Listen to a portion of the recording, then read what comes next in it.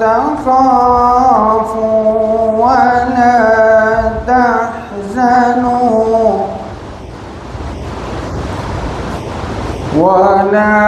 تحزنوا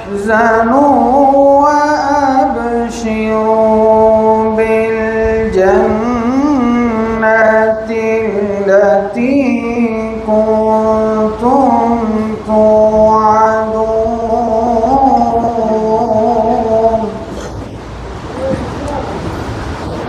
نحن أولياؤكم في الحياة الدنيا وفي الآخرة ولكم فيها ما تشتهي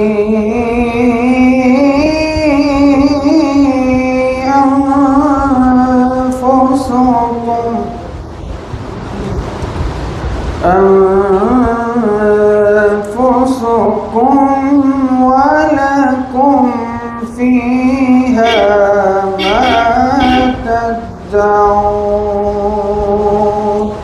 صدق الله العظيم وصدق رسوله النبي الكريم ونحن على ذلك من الشاهدين والشاكرين والحمد لله رب العالمين.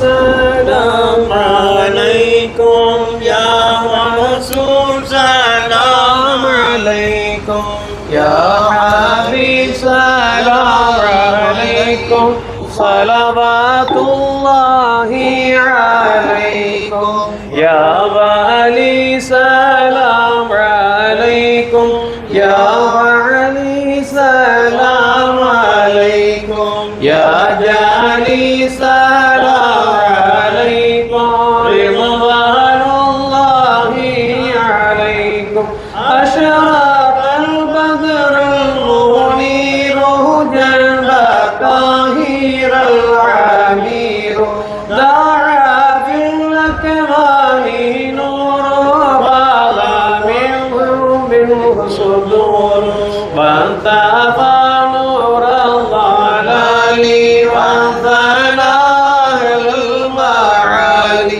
وانجلاه الكمال الردى وهو الغرور وانتهى منه الكروب وانتهى منه اللهوب وانتفى منه الصعود وارتجى فيه صدور مثل أرضكم يا معينا للعباد قد مددنا بالأيادي رفادا منك الأيادي سيدي فيك الأجور يا راكين الانتصاب يا ماكين الارتجاب يا ذاكين بالعجاب يدلي من فيه الفطور صل سلم بالبلاد دائما بالغلاء للنبي علي الجلال ما تناوى الدهور وعلى صبط النبي سيد فيض العلي شيخي مخدوم ساري وارحمنا يا غفور لا إله إلا الله لا إله إلا الله لا إله إلا الله محمد رسول الله. السلام عليكم ورحمة الله وبركاته. حمدا لمن خلق الإنسان وعلمه البيان. الله أكبر. والصلاة والسلام على رسول الله وعلى آله حزب الله وأصحابه جند الله وبعد. وقد قال الله تعالى في القرآن العظيم والفرقان المجيد: أعوذ بالله من الشيطان الرجيم بسم الله الرحمن الرحيم إن الدين عند الله الإسلام. சங்கைக்குரிய பெரியோர்களே, அன்பு சகோதரர்களே, அருமை தாய்மார்களே, சகோதரிகளே, எல்லாம் வல்ல அல்லாஹ்வின் பேரருளும் நபிகள் நாயகம் ஸல்லல்லாஹு அலைஹி வஸல்லம் அவர்களது நல்லாசியும் நம் அத்தனை பேர் மீதும் நிலவுமாக. அல்லாஹும் அவனது ரசூலும் எந்தெந்த காரியங்களை எடுத்து நடக்க வேண்டும் என்று நமக்கு கட்டளையிட்டுள்ளார்களோ அவை அனைத்தையும் எடுத்து நடக்கவும், எவைகளை தவிர்த்து நடக்க வேண்டும் என்று உத்தரவு பிறப்பித்துள்ளார்களோ அவை அனைத்தையும் தவிர்த்து நடக்கவும் ஆரம்பமாக எனக்கும் உங்களுக்கும் நான் வசியத்தை செய்து கொள்கிறேன். அல்லாஹ் தௌஃபீக் செய்வானாக. ஆமீன். அருமையான பெருமக்களே, இன்றைய தினம் இறைநேச செல்வர்களில் ஒருவராக திகழும் அஸ்ஸையீத் அஷ்ஷஹீத் முத்து மஹ்தூம் வலியுல்லா மதனி ரலியல்லாஹு தஆலா அன்ஹு அவர்களினுடைய உருஸ் முபாரக்கை முன்னிட்டு நடைபெறக்கூடிய இந்த தொடர் சொற்பொழிவில் இன்றைய தினம் அறம் செய்வோம் என்ற அறம் பேணுவோம் என்ற தலைப்பில் இன்றைய உரை இன்ஷா அல்லாஹ் அமைய இருக்கிறது. அறம் என்று சொன்னால் நல்லவைகள், தர்மம், விட்டு கொடுத்தல், பொருந்தி போகுதல், தேவையில்லாத பேச்சுக்களை பேசாதிருத்தல், அவசியமான பேச்சுக்களை அவசியமான இடத்தில் பேசுதல், சொல்ல வேண்டியவர்களிடத்தில் சொல்ல வேண்டிய அவசியத்தை பேணுதல் என்று இப்படி எவையெல்லாம் நல்லவை இருக்கிறதோ அவை அத்தனையினுடைய மொத்த சேகரமான வார்த்தை தான் அறம். தமிழிலே ஒரு அழகான வார்த்தை அது அறம் என்ற வார்த்தை. இன்னும் தெளிவாக நாம் மூமின்களுக்கு, முஸ்லிம்களுக்கு மட்டுமல்லாமல் உலகில் வாழக்கூடிய எல்லாருக்கும் சொல்வது என்னவென்றால், நமது உயிரிலும் இனிய கண்மணி முஹம்மதுர் ரசூலுல்லாஹி ஸல்லல்லாஹு அலைஹி வஸல்லம் அவர்கள் எதை செய்ய வேண்டும் என்று ஏவினார்களோ, எதனால் ஒரு மனிதன் உயர்வை அடைய முடியும் என்று கூறினார்களோ, எதனால் ஒரு மனிதன் சொர்க்கத்தை அடைய முடியும் என்று இயம்பினார்களோ அவை அனைத்தும் தான் அறம். அவர்கள் சொல்லிய ஏவிய அனைத்தும் அறம். அவர்கள் எதையெல்லாம் விளக்கினார்களோ அதையெல்லாம் செய்யாமல் இருப்பது அறம். இப்போது நமக்கு விளங்கி இருக்கும். எனவே இந்த அறம் என்பது நல்லவைகளை செய்வது, நல்லவர்களாக வாழ்வதற்கு என்னென்ன வழிவகைகள் இருக்கிறதோ அவைகளையெல்லாம் செய்வது. நான் இந்த ஒரு மணி நேர உரையிலே சில விஷயங்களை மாத்திரம் இங்கே நான் குறிப்பிட்டு பேசுவேன். முதலாவதாக சகோதரத்துவம். சகோதரத்துவத்தை பேணுவது என்பது அறம்.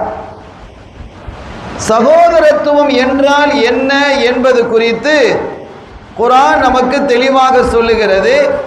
கண்மணி முஹம்மதுர் ரசூலுல்லாஹி ஸல்லல்லாஹு அலைஹி வஸல்லம் அவர்கள் நமக்கு மிக அற்புதமாக போதித்திருக்கிறார்கள். இரண்டு வகையான சகோதரத்துவம் இருக்கிறது. ஒன்று நம்முடைய உடன் பிறந்த சகோதரர்கள், நம்மோட கூட பிறந்திருப்பாங்க இல்லையா, காக்கா தம்பிமார்கள். அதே மாதிரி நம்முடைய சாச்சப்பா பெரியப்பா மக்கள், இவர்களெல்லாம் இந்த சகோதரர்கள், குடும்ப உறவிலே உள்ள சகோதரர்கள். இன்னொன்று சகோதரத்துவம் என்றால் என்ன என்பது குறித்து இன்னமல் மூமினூன இஹ்வத்துன், மூமீன்கள் எல்லாரும் சகோதரர்கள் என்கிறான் அல்லாஹ். மூமீன்கள் அத்தனை பேருமே சகோதரர்கள் தான் என்று அல்லாஹ் குறிப்பிடுகிறார். எனவே இந்த இரண்டு வகையான சகோதரத்துவத்தையும் நாம் பேணி நடக்கணும். அப்படி நடப்பதற்கு பெயர்தான் அறம். அந்த வகையிலே கண்மணி நாயகம் ஸல்லல்லாஹு அலைஹி வஸல்லம் அவர்கள் எத்தகைய சகோதரத்துவத்தை தன்னுடைய தோழர்களுக்கு மத்தியிலே ஏற்படுத்தினார்கள் என்பதை பார்க்கும் பொழுது மிகுந்த ஆச்சரியமாக இருக்கிறது. ஒரு கட்டத்திலே என்ன ஸல்லல்லாஹு அலைஹி வஸல்லம் அவர்கள் மக்காவிலிருந்து மதீனாவுக்கு வர்றாங்க. மதீனா ஷரீஃப் வந்ததற்கு பிறகு அங்கே மதீனாவாசிகளுக்கும் மக்காவாசிகளுக்கும் இடையிலே சகோதரத்துவத்தை ஏற்படுத்துகிறாங்க. எப்படிப்பட்ட சகோதரத்துவம் என்பதை பார்த்தால் ஆச்சரியமாக இருக்கிறது. ஆச்சரியம் என்று சொன்னால் அல்லாஹ்வே ஆச்சரியப்படக்கூடிய விஷயம் அது. அல்லாஹ் தான் அடிப்படையில் எல்லாத்தையும் செய்யறான். இப்போ உதாரணமாக சுபஹானல்லதி அப்படின்னு அல்லாஹ் சொல்றான். அந்த சுபஹான்ங்கிறது எதுக்கு சொல்றது? ஆச்சரியத்துக்கு சொல்றது. ஒரு விஷயத்தை நம்ம கேள்விப்படுறோம், ஒரு ஆச்சரியமா சுபஹானல்லாஹ் அப்படி நம்ம சொல்றோமா இல்லையா? அந்த சுபஹான் என்ற வார்த்தையே ஆச்சரியத்திற்கு உரியது. அந்த மாதிரி சுபஹான் என்ற வார்த்தையை அல்லாஹ் குர்ஆனிலே பல இடங்களில் சொல்லி இருக்கிறார். சுபஹான் என்ற வார்த்தையை அல்லாஹ் குறிப்பிடுகிறான், ஸல்லல்லாஹு அலைஹி வஸல்லம் குறிப்பிடுறாங்க. அருமையான பெருமக்களே, இப்போ மேராஜுக்கு சென்றதை குறித்து அல்லாஹ் சொல்லும் பொழுது சுபஹான் என்கிறான். ஆச்சரியமான விஷயமா இல்லையா? அந்த மாதிரி அல்லாஹ்வே ஆச்சரியப்படக்கூடிய அளவிற்கு அந்த சகோதரத்துவம் இருந்தது. ஒரு கட்டத்தில் இந்த சஹாபிகள் இங்கே வந்ததற்கு பிறகு அவர்கள் தங்களுடைய சொத்துக்களிலே பங்கு கொடுத்தாங்க. யாருக்கு? மதீனாவாசிகள், அன்சாரிகளாக இருக்கக்கூடியவர்கள் மக்காவாசிகளாகிய முஹாஜிர்களுக்கு தங்களுடைய சொத்துல பங்கு கொடுக்கிறாங்க, தங்களுடைய வருவாயில் பங்கு கொடுக்கிறாங்க. எந்த அளவுக்குன்னு சொன்னா, அவங்களுக்கு என்ன தேவை இருக்குதோ, மக்காவாசிகளுக்கு என்ன தேவை இருக்குதோ அந்த தேவையை பூர்த்தி செய்ததோடு மாத்திரமல்லாமல் அவங்க விவசாயிகளாக இருந்தாங்க. இகார், அந்த விவசாயிகளாக இருக்கக்கூடிய அவர்கள் அந்த விவசாயத்திலே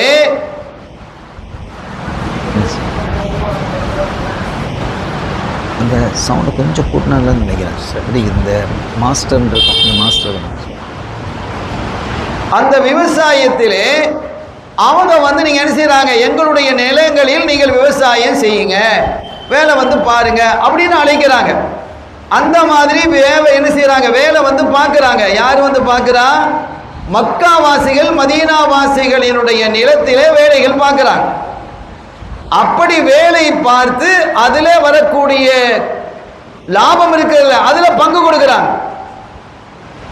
ரொம்ப பெரிய ஆச்சரியம். ஒரு செய்தி நான் உங்களுக்கு குறிப்பிடுகிறேன், நீங்கள் பாருங்கள். செய்தனா அப்துர் ரஹ்மான் இப்னு அவுஃப் ரலியல்லாஹு தஆலா அன்ஹு அவர்கள், செய்தனா சஅத் இப்னு ரபீஅ ரலியல்லாஹு தஆலா அன்ஹு அவர்கள். அப்துர் ரஹ்மான் இப்னு அவுஃப் ரலியல்லாஹு அன்ஹு யாரு அப்படின்னா மக்காவாசி. சஅத் இப்னு ரபீஅ ரலியல்லாஹு தஆலா அன்ஹு மதீனாவாசி.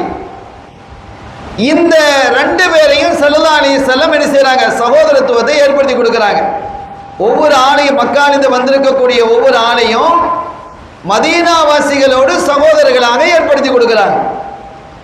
அப்ப சஅத் இப்னு ரபீஅ ரலியல்லாஹு தஆலா அன்ஹு அவர்களோடு அப்துர் ரஹ்மான் இப்னு அவுஃப் ரலியல்லாஹு தஆலா அன்ஹு அவர்களை சகோதரத்துவத்தை ஏற்படுத்தி கொடுக்கிறாங்க.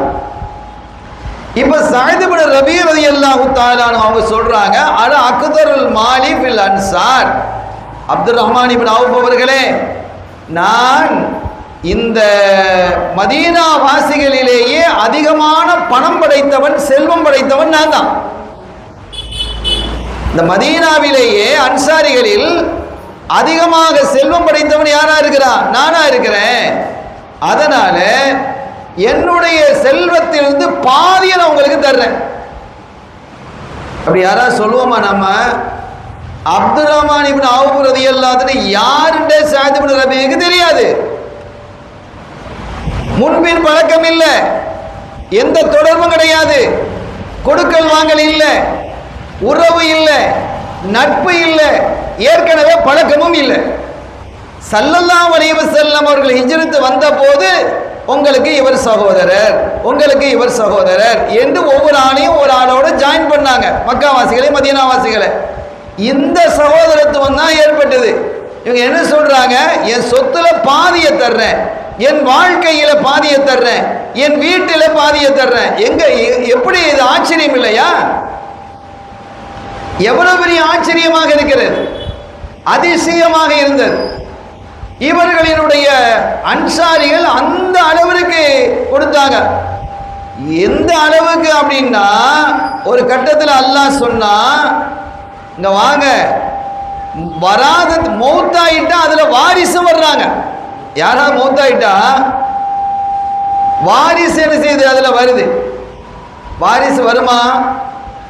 ஆனா வாரிசு ஆக்குனாங்க. எனக்கு பிறகு மௌத்தாயிட்டா 4 பிள்ளைகள் இருக்குன்னா அந்த 4 பிள்ளைகள் கொடுப்பாங்க. மனைவி இருந்தா மனைவி கொடுப்பாங்க, அம்மா இருந்தா அம்மா கொடுப்பாங்க, வாப்பா இருந்தா வாப்பா கொடுப்பாங்க. அவங்க யாரு? ஆனா அவங்களுக்கு வராததுல என்ன செஞ்சாங்க, பங்கு கொடுத்தாங்க. யாருக்கு? இந்த மக்கா வாசிகளுக்கு பங்கு கொடுக்கறாங்க. மதீனா வாசிகள் சொத்தை பங்கு கொடுத்துட்டாங்க. அல்லாஹ் என்ன செஞ்சான் அப்படின்னா, நீங்க அவங்களுக்கு அன்பளிப்பு கொடுங்க, வசியத்து செய்யுங்க, பாக பிரிவினையில வராதுன்னு அல்லாஹ் சொல்ற அளவுக்கு அவங்க சங்கம் கொடுத்தாங்க. நீங்க பாக பிரிவினையில என்ன செய்யாதீங்க, பங்கு கொடுக்காதீங்க, பாக பிரிவினையில பங்கு வராது. நீங்க அன்பளிப்பு கொடுக்கணுமா கொடுங்க, வசியத்து செய்யணுமா செய்யுங்க. உங்களோட சொத்துல பாக பிரிவினையிலேயே பங்கு கொடுக்குறீங்களே, அது ஆச்சரியமா இருக்கு, அது வேணாம் அப்படின்னு அல்லாஹ் சொல்லக்கூடிய அளவிற்கு இந்த மதீனா வாசிகள் அப்படி அந்த அளவுக்கு என்ன செஞ்சாங்க, அள்ளி அள்ளி கொடுத்தாங்க தங்களுடைய சொத்துக்களை எல்லாம். நம் வாழ்க்கை எப்படி இருக்குங்கிறத நம்ம பின்னால பார்ப்போம். ஏன்னா ஒவ்வொரு விஷயமும் நமக்கு படிப்பினை, ஒவ்வொரு விஷயமும் நமக்கு என்ன செய்யுது, படிப்பினையாக இருக்கிறது. இந்த முஹாஜிர்கள் எல்லாம் மக்காவாசிகள் எல்லாம் வந்து ஸல்லல்லாஹு அலைஹி வஸல்லம் அவர்களிடத்தில் சொன்னாங்க, யா ரசூலல்லாஹ் ஸஹபல் அன்சார் பில் அஜ்ரி குல்லிஹி. நாயகமே, எங்களுக்கு பயமா இருக்கு. என்ன பயம்? இந்த சஹாபிகள் சொல்றாங்க, முஹாஜிர்கள் மக்காவாசிகள் சொல்றாங்க, எங்களுக்கு பயமா இருக்கு. என்ன பயம்?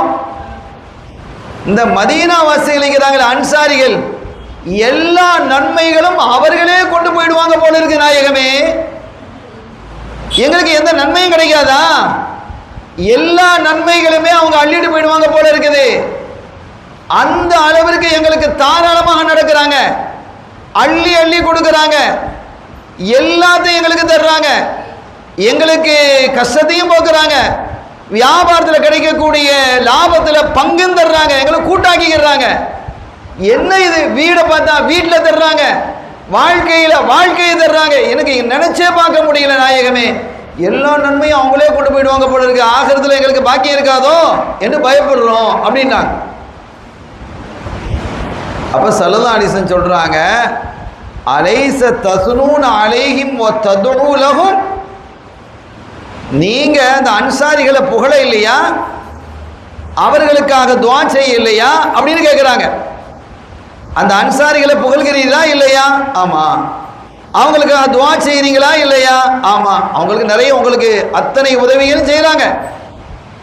அன்சாரிகள் மக்காவிலிருந்து மதீனாவிற்கு வரும்போது வீடு இல்லை, வலைஸ ஃபீ ஐதீஹிம் ஷைஉன்.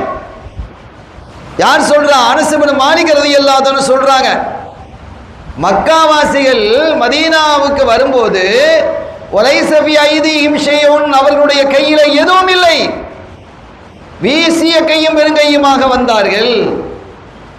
அவர்களுக்கு வீட்டை கொடுத்தாங்க, சொத்தை கொடுத்தாங்க, வருமானத்தை கொடுத்தாங்க, எல்லா மதீனாவாசிகளும் கொடுத்தாங்க. அப்படி எங்க வீட்டில் வச்சு தான் ஸல்லல்லாஹு அலைஹி வஸல்லம் யார் யார் எந்த வீட்டில் தங்கணும், யார் யாருக்கு சகோதரர் என்பதையெல்லாம் ஏற்படுத்துறது எங்க வீட்டில் வச்சு தான்.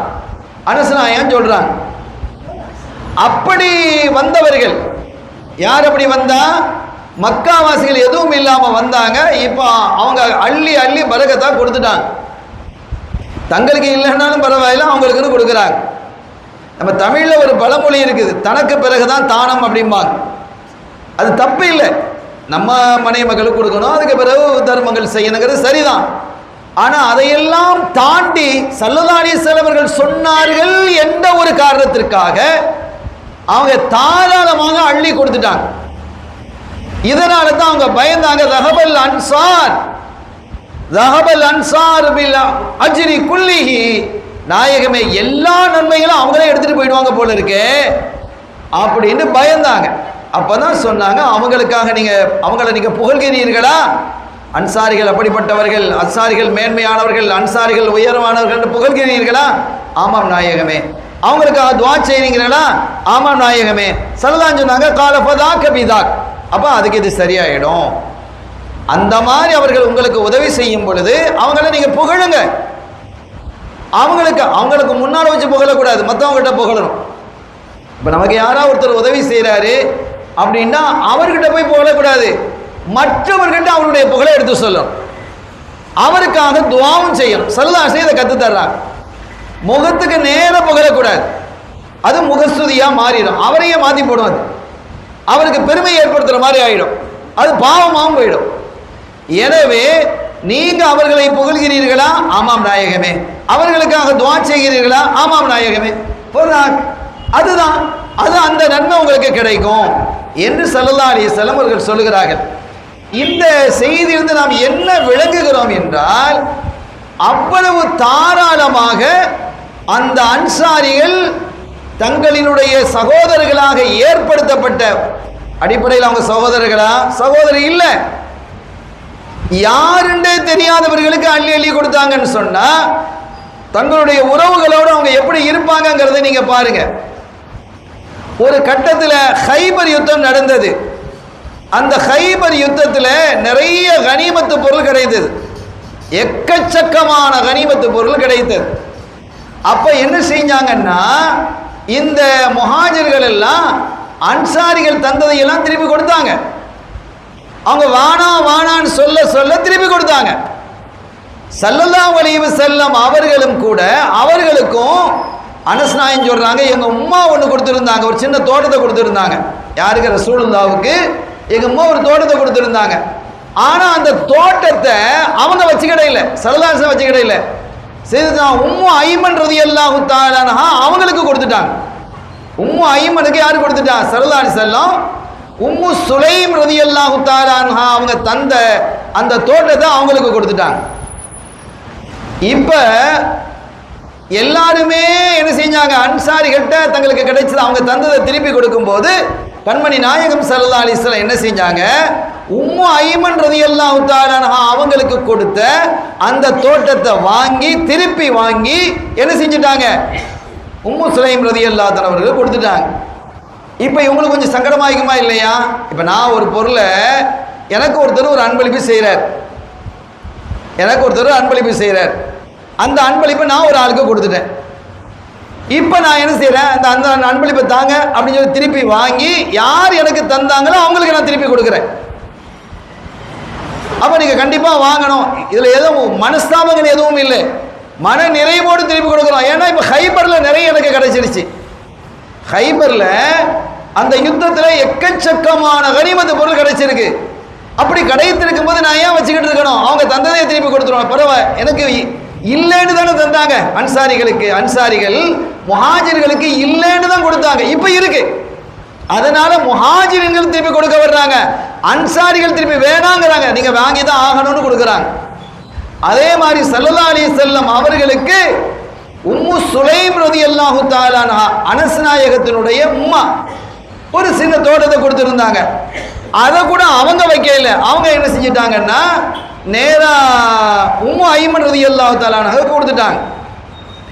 இப்ப ஹைபர்ல இருந்து கிடைத்த போது உம்மு ஐமன் ரலியல்லாஹு தஆலா அன்ஹா அவர்கள்ட்ட கொடுத்து அதை வாங்கி திருப்பி யார்கிட்ட கொடுத்துட்டாங்க? உம்மு சுலைம் ரலியல்லாஹு தஆலா அவங்களுக்கு கொடுத்துட்டு ஹைபர்ல தனக்கு கிடைத்தது அந்த ஒரு நிலத்தை உம்மு ஐமனுக்கு கொடுத்துட்டாங்க ரலியல்லாஹு தஆலா அன்ஹா. எப்படி இருக்கு? ஆச்சரியம் இல்லையா? அப்படி ஒரு அற்புதமான வாழ்க்கையை வாழ்ந்தாங்க. தங்களுக்கு கிடைத்ததில் எல்லாவற்றிலையும் பங்கு கொடுத்தாங்க. பாதி பாதி, எனக்கு பாதி உனக்கு பாதி. ஒருத்தர் வியாபாரம் பண்றாரு, நான் எதுவும் இல்லை, அவருக்கு ஒரு சின்ன ஒரு உதவி செய்கிறேன், எத்தனை % கொடுப்போம்? ஒரு கமிஷனாக போனால், ஒரு புரோக்கராக போனால் 3% கொடுப்போமா, 4% கொடுப்போமா? கிடைக்கிற லாபத்தில் 10% வச்சுக்கோங்களேன். இவங்க என்ன செஞ்சாங்க? ஆளுக்கு 50-50, எல்லாத்துலேயும் பாதி பாதி, உனக்கு பாதி எனக்கு பாதி, உனக்கு பாதி எனக்கு பாதி என்று இவங்க நடந்துக்கிட்டாங்க. யாரிடம் நடக்கிறாங்க? மதீனாவிலிருந்து வந்திருக்கக்கூடிய முஹாஜிர்கள் இடத்துல. முஹாஜிர்கள் யார் இவங்களுக்கு? எந்த வகையில உறவுனா எந்த வகையில உறவு இல்லை. மாமானா மச்சானா சகோதர உறவுகள் இருக்கிறதா? இல்லை. இந்த சகோதர உறவை ஏற்படுத்தியது யார் என்றால் கண்மணி ஸல்லல்லாஹு அலைஹி வஸல்லம் அவங்க ஏற்படுத்திய உறவு. இது ஆச்சரியம் இல்லையா? அப்ப இப்படிப்பட்ட ஒரு ஆச்சரியமான வாழ்க்கை என்ன செஞ்சாங்க அந்த சஹாபிகள் வாழ்ந்தாங்க. ரொம்ப பெரிய ஆச்சரியமான விஷயங்கள் இல்லையா இதெல்லாம்? எனவே இந்த இடத்துல நம்ம மார்க்கம் நமக்கு நிறைய விஷயங்களை நமக்கு போதிக்கிறது. நாம் என்ன செய்யணும் என்றால் உறவுகளை என்ன செய்யணும்?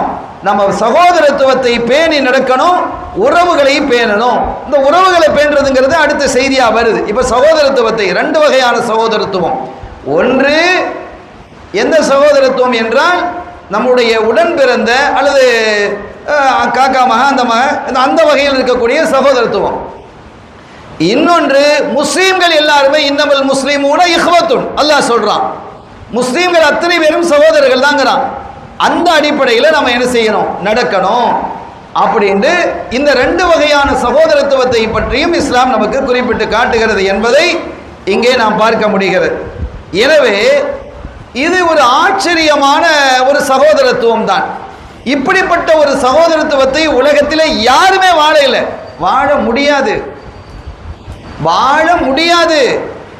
அப்படி ஒரு சகோதரத்துவத்தை என்ன செய்யறாங்க? கொடுக்கறாங்க. இதே மாதிரி இந்த உறவுகளை பேணக்கூடிய விஷயத்தில் அல்லாஹ் சொல்றான், வஅபுதுல்லாஹ் வலா துஷ்ரிகு பிஹி ஷைஆ வபில் வாலிதைனி இஹ்சானா வபிதில் குர்பா. அல்லாஹ் குறிப்பிடுறான், அல்லாஹ்வுக்கு நீங்க அல்லாஹ்வையே வணங்குங்க, அவனுக்கு இணை வைக்காதீர்கள், உங்களுடைய பெற்றோருக்கு உபகாரம் செய்யுங்கள், உங்களுடைய நெருங்கிய உறவுகளுக்கு உபகாரம் செய்யுங்க. அப்ப உறவுகளை பேணுவது என்பது ஒரு பெரிய இபாதத். உறவுகளை முறிப்பது என்பது பெரும்பாவம். பெரும்பாவத்தில் அது வரும். உறவுகளை முறிப்பது என்பது பெரும்பாவம். உறவுகளை பேணுவது என்பது இபாதத், அது கண்டிப்பு, கடமை என்று கண்மணி நாயகம் ஸல்லல்லாஹு அலைஹி வஸல்லம் அவங்க நமக்கு தெளிவாக குறிப்பிடுறாங்க. இதுல என்ன அப்படின்னா, இந்த உறவுகள் என்று வரும் பொழுது அதுலயும் 2 விதமான உறவுகள். இஸ்லாம் சொல்லக்கூடிய உலகத்தில் இருக்கக்கூடிய எல்லா முஸ்லிம்களும் சகோதரர்கள் சொல்ல அதை சொல்லல. குடும்ப உறவு இருக்குல்ல, இதுல 2 வகையான உறவுகள் இருக்கு. 2 வகையான உறவுகள் என்றால் என்ன? ஒன்று, ஒருவர் மரணித்து விட்டால் அவருடைய சொத்திலிருந்து பங்கு பெறக்கூடியவர்கள், இது ஒரு உறவு. இரண்டாவது பங்கு பெறாதவர்கள், இது உறவு தான். இப்போ ஒரு மகள் இருக்கிறான்னு வைங்க, மகள் இருக்கிறான், உறவு தானே. ஒருத்தர் மூத்தாயிட்டாரு, அவருக்கு பொம்பளை பிள்ளை, ஒரு பொம்பளை பிள்ளை இருக்கு, உறவா இல்லையா? ரொம்ப நெருங்கிய உறவுலாம், முதல் உறவு. பிள்ளைகள் தான் முதல் உறவு. அப்ப அவங்க, ஆனா மகளுடைய பிள்ளை இருக்குன்னு வைங்க, மகளுடைய மகளோ மகளுடைய மகனோ இருக்கிறான், பேர மகள் வழி பேர அல்லது மகள் வழி பேத்தி, மகளுடைய பிள்ளைகள், மகளுக்கு பிறந்த பிள்ளை. நமக்கு ஒரு பொம்பளை பிள்ளை இருக்கு, அந்த பொம்பளை பிள்ளைகளுடைய பிள்ளைகள் அவங்க வாரிசா வருவாங்களா? வாரிசா வரமாட்டாங்க. பொம்பளை பிள்ளைகளுடைய பிள்ளைகள் வாரிசா வரமாட்டாங்க. சகோதரிகள் வாரிசா வருவாங்க. நம்ம கூட பிறந்த லாத்தா தங்கச்சி இருக்கிறாங்க, அவங்க வாரிசா வருவாங்க. சகோதரிகளினுடைய பிள்ளைகள், அது ஆம்பளை பிள்ளையா இருக்கட்டும், லாத்தா மகனா இருக்கட்டும், லாத்தா மகளா இருக்கட்டும், தங்கச்சி மகனா இருக்கட்டும், தங்கச்சி மகளா இருக்கட்டும், யாரும் வாரிசா வரமாட்டாங்க. லாத்தா தங்கச்சி வருவாங்க வாரிசா, லாத்தாவுடைய பிள்ளைகள் வரமாட்டாங்க. சாஞ்சப்பா இருக்கிறாங்க, சாஞ்சப்பா பெரியப்பா இருக்கிறாங்க, சின்னாத்தா பெரியத்தான்னு சொல்றாங்கல்ல, அவங்க வாரிசா வருவாங்க. அவங்களுடைய பொம்பளை பிள்ளைகள் வாரிசா வருவாங்களா? வரமாட்டாங்க. உம்மா வாரிசா வருவாங்க, உம்மாட வாப்பா வாரிசா வரமாட்டாரு, வாப்பாட வாப்பா வாரிசா வருவாங்க. உம்மாட உம்மா வாரிசா உம்மா வாரிசா வருவாங்க, வாப்பா வாரிசா வருவாங்க. உம்மாட உம்மா வாரிசா வருவாங்க, உம்மாட உம்மா வாப்பாட உம்மா வாரிசா வருவாங்க. ஆனா உம்மாட வாப்பா வாரிசா வரமாட்டாங்க. எவ்வளவு உம்மாட வாப்பா தான் நெருக்கமா இருப்போம் இல்லையா? அந்த மாதிரி இருந்தும் கூட அப்ப அல்லாஹ் இந்த இது ரெண்டு வகையாக பிரிக்கிறான். அந்த உறவை, இரத்த உறவை, நசபு என்ற உறவை ரெண்டு வகையாக பிரிக்கிறான். அப்ப ரெண்டு வகை என்பது ஒன்று வாரிசாக வரக்கூடியவர்கள், இன்னொன்று வாரிசாக வராதவர்கள் என்று இருக்குது. சரி, இனி வாரிசாக வரக்கூடியவர்களையே ரெண்டாம் உறவு பிரியுது. ஒன்று வாரிசா வரக்கூடியவர்கள், இன்னொன்று வாரிசா வராதவங்க. நம்ம சொல்லிட்டோம், மகள் வாரிசா வருவா, சகோதரி வாரிசா வருவா, ஆனால் அவங்களுடைய பிள்ளைகள் வாரிசா வரமாட்டாங்க. எல்லாம் நம்ம ஊரில் இப்போ எடுத்துக்கிட்டா மகளுடைய பிள்ளைகள் தான் மகனுடைய பிள்ளைகளை விட கூடுதல் பிரியமாக இருக்கும். ஏன்னா அவங்க தான் அவங்களோட நம்ம இருக்கிறோம். நம்ம வீட்டில் இருக்கிறது யார் இருக்கிறா? மகள் தான் நம்மளோட இருக்கிறான். அப்போ மகளுடைய பேத்தி, மகளுடைய வழி பேரன் தானே கூடுதல் பிரியமாக இருப்பாங்க. இது இயல்பு. ஏன்னா அவங்களோடய நம்ம இருக்கிறோம். மகன் தான் அங்கே பொண்டாட்டி வீட்டுக்கு போயிடுறாரு இல்லையா? அப்போ அந்த அங்கே இருக்கக்கூடிய அங்கே ஒரு ஆண்டு இருப்பார்ல, அப்பா இருப்பார்ல, அவருக்கு மகளுடைய பிள்ளைகள் அவங்களுக்கு என்ன செய்யும்? பிரியமாக இருக்கும். கூடுதல் பிரியம்தான். எல்லா பேர பிள்ளைகளும் அப்பாவுக்கு பிரியம்தான். ஆனால் மகளுடைய பிள்ளைகள் கூடுதல் பிரியா இருக்கும். ஆனால் மகளுடைய பிள்ளைக்கு வாரிசு வராது அப்படின்னு சொல்லுது. ஹைர், இப்போ வாரிசாக வரக்கூடியவர்களையே ரெண்டா இஸ்லாம் பிரிக்குது, ரெண்டு வகையாக பிரிக்குது. எப்படின்னு கேட்டா, இப்போ வாப்பா இருக்கிறார், வாப்பா வாரிசா வருவாரா? வருவார். காக்கா தம்பி, கூட பிறந்த காக்கா தம்பி இருக்கிறாங்க, வாரிசா வருவாங்களா? வருவாங்க. இவங்கெல்லாம் வாரிசு தான். சாச்சப்பா பெரியப்பா இருக்கிறாங்க, அவங்க வாரிசா வருவாங்களா? வருவாங்க. ஆனா இவங்கெல்லாம் வாரிசுக்காரங்க தான். வாப்பா ஹயாத்தாக, ஒருத்தர் மௌத்தாயிட்டாரு, அவருடைய வாப்பா ஹயாத்தாக இருக்கும்போது இந்த மௌத்தானவர்களுடைய சாச்சப்பாவோ, மௌத்தானவர்களுடைய சகோதரர்களோ, மௌத்தானவர்களுடைய சகோதரிகளோ வாரிசா வரமாட்டாங்க. அவங்க இருக்கிறது, அவங்க இல்லை, வாப்பா இல்லை, மகனும் இல்லை, மகனுடைய மகனும் இல்லை என்றால் தான் இவங்கெல்லாம் வாரிசா வருவாங்க. இப்படி இது ஒரு வகையான இது. இப்ப இந்த இடத்துல அல்லாஹ் ஒரு விஷயத்தை சொல்றான் பாருங்க. வைதா ஹதரல் கிஸ்மத உலுல் குர்பா வல் யதாமா வல் மசாகீன் ஃபர்ஸுகுஹும் மின்ஹு. எவ்வளவு அழகா சொல்றான் பாருங்க. இப்ப ஒருத்தருக்கு ரெண்டு மகன் இருந்தார்னு வச்சுக்கோங்க. ஒருத்தருக்கு ரெண்டு மகன் இருந்தார். இந்த ஆச்சரியமான ஒரு பாகப்பிரிவினை இது. நீங்க வேற எங்கேயும் இந்த மாதிரி பாகப்பிரிவினையை பார்க்க முடியாது. இது பாகப்பிரிவினுடைய சப்ஜெக்ட் இல்லை. ஆனா நமக்கு இந்த உறவுகளை பேணுதல் என்கிறதுலாம் அறம். அந்த அறத்துல இதெல்லாம் கட்டுப்படுது என்பதற்காக இதை சொல்லி நான் வருகிறேன். ரொம்ப ஆச்சரியமான விஷயம் என்னன்னு பாருங்க. ரெண்டு மகன் இருக்கிறார் ஒருத்தருக்கு. ஒருத்தர் மௌத்தாயிட்டாரு, அவருக்கு ரெண்டு மகன் இருந்தார். அதுல ஒரு மகன் இந்த வாப்பா மௌத்தாகிறதுக்கு முன்னாலேயே மௌத்தாயிட்டார். உங்களுக்கு புரியுது நினைக்கிறேன். ஒருத்தருக்கு ரெண்டு மகன்கள் இருந்தாங்க. அந்த ரெண்டு மகன்ல ஒரு மகன் மௌத்தாயிட்டாரு, அதுக்கு பிறகு வாப்பா மௌத்தாகிறார். இப்ப எத்தனை மகன் இருக்கிறாங்க? ஒரு மகன் தான் இருக்கிறார். அந்த மகன் சொத்து அவருக்கு வாரிசு வருவார், அது பிரச்சனை இல்லை, மகன் வாரிசா வர்றார். வாப்பாவுக்கு முன்னால ஒரு மகன் மௌத்தானாரு, அவருக்கு ஒரு ஆம்பளை பிள்ளையும் ஒரு பொம்பளை பிள்ளையும் இருக்குன்னு வைங்க, அவங்களுக்கு கிடைக்காது. அவங்களுக்கு கிடைக்காது. எவ்வளவு பெரிய விஷயம் பாருங்க. மகனுடைய பிள்ளை தான். இப்ப மகன் இல்லை, ஆனா வேறொரு மகன் இருக்கிறானா இல்லையா? அந்த மகன் இருக்கும் போது மகனுடைய எந்த மகனுடைய பிள்ளைகளுக்கும் கிடைக்காது, பேர பிள்ளைகளுக்கு கிடைக்காது. மகன் இருந்துட்டாரா பேர பிள்ளைகளுக்கு கிடைக்காது. இது அல்லாஹ் தீர்மானிக்கக்கூடிய சட்டம். இதுல யாரும் குறுக்கீடு செய்ய முடியாது. ஏன் அவரு எவ்வளவு எங்க உழைச்சு கொடுத்தாரு அதெல்லாம் பேச முடியாது. இது அல்லாஹ்வுடைய தீர்மானம், அல்லாஹ்வுடைய சட்டம். இப்ப அதுல அல்லாஹ் சொல்றான், இந்த நெருங்கிய உறவுகள் எடுத்துக்கிட்டா நிறைய சொல்லலாம்.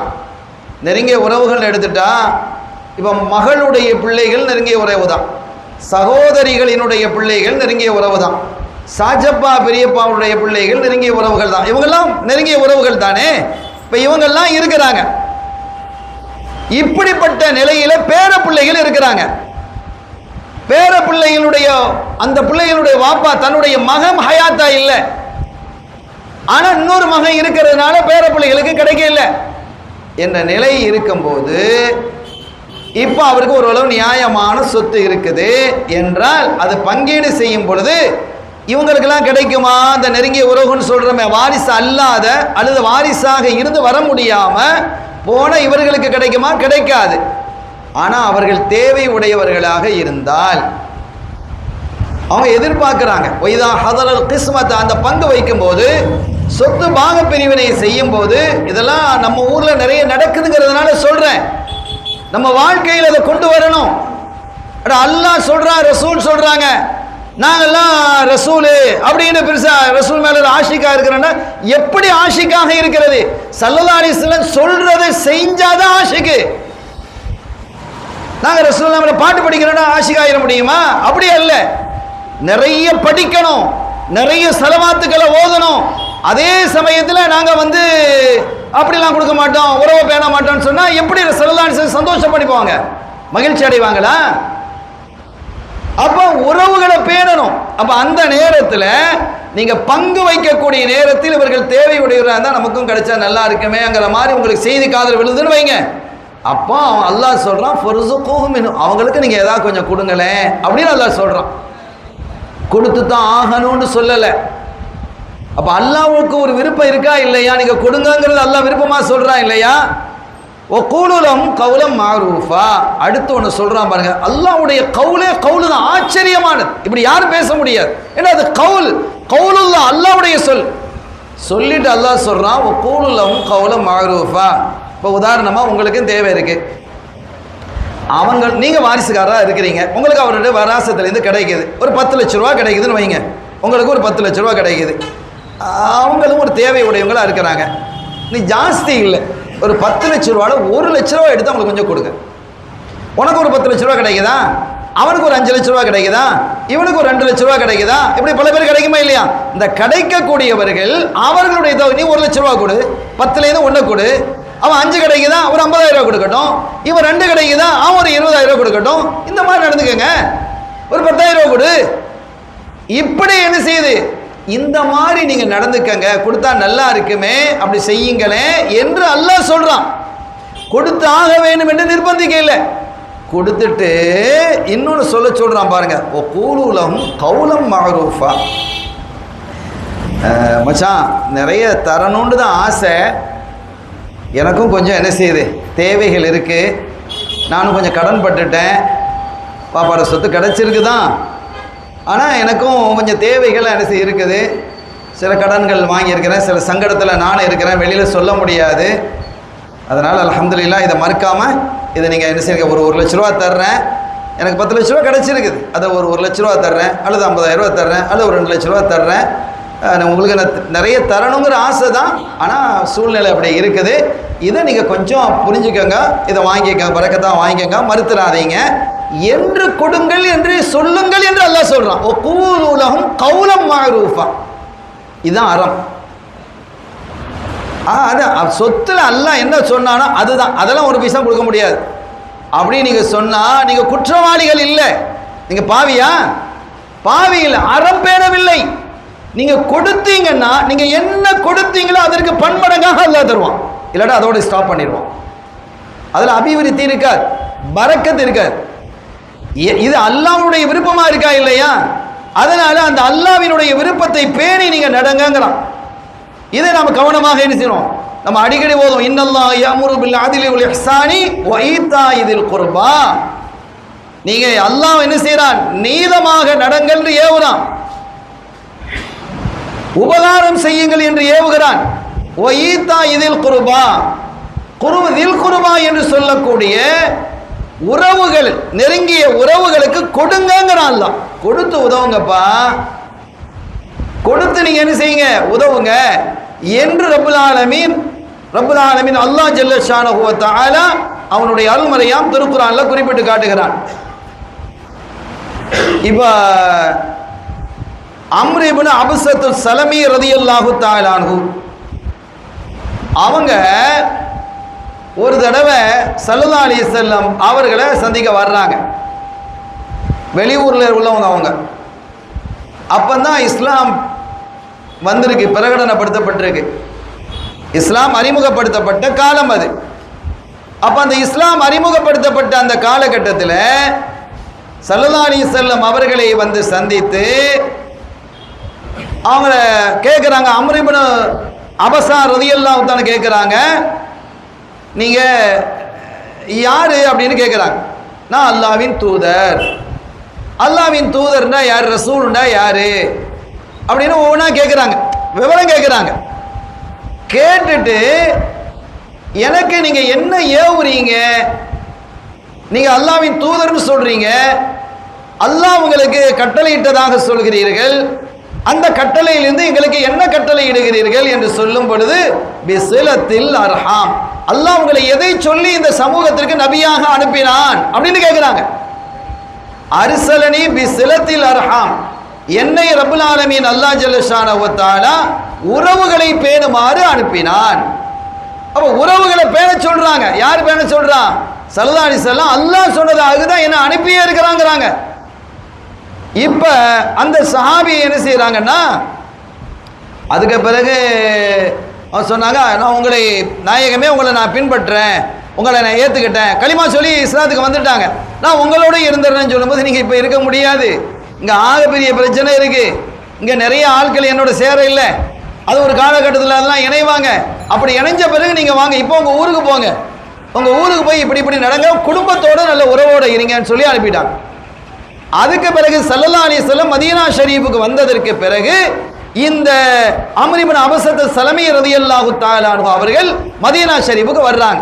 மதீனா ஷரீஃபுக்கு வந்து ஸல்லல்லாஹு அலைஹி வஸல்லம் அவர்களோடு இணைகிறார்கள் என்பதை நாம் பார்க்க முடிகிறது.